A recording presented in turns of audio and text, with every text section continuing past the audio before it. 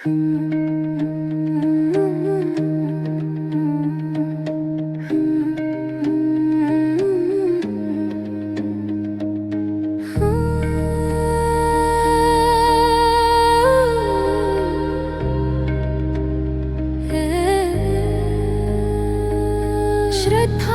सुमन अर्पित करो, चरण रज लगावो माथ मां।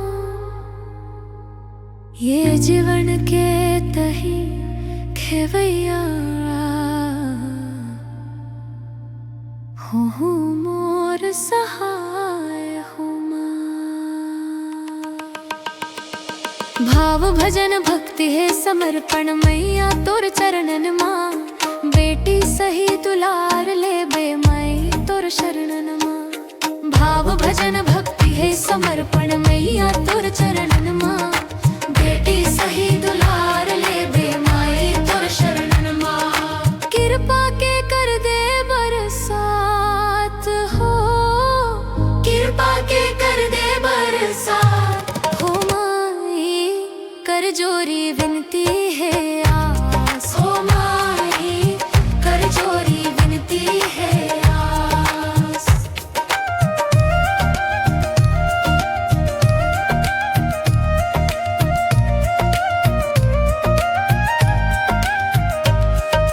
महिषासुर मर्दनी बन के लीला तेहां दिखाए।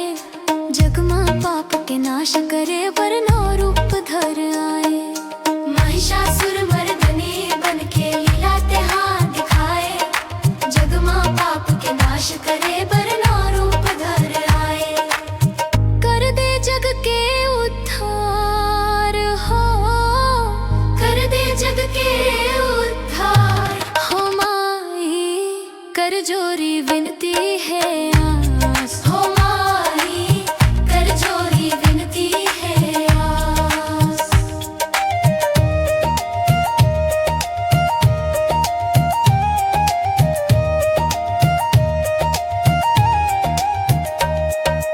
पाप बढ़े हैं जग मां मैया अब तो तरस दिखा दे। एक रूप उधर के मैया जगला जिए सिखा दे। पाप बढ़े हैं जग मां मैया अब तो तरस दिखा दे। एक रूप उधर के मैया जगला जिए सिखा दे। तर जाही सबो संसार हो, तर जाही सबो संसार हो माई। कर जोरी विनती है आस हो माई, कर जोरी विनती है आस।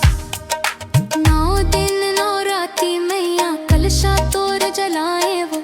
पूजा मुर स्वीकार ले बे श्रद्धा सुमन चढ़ाए वो।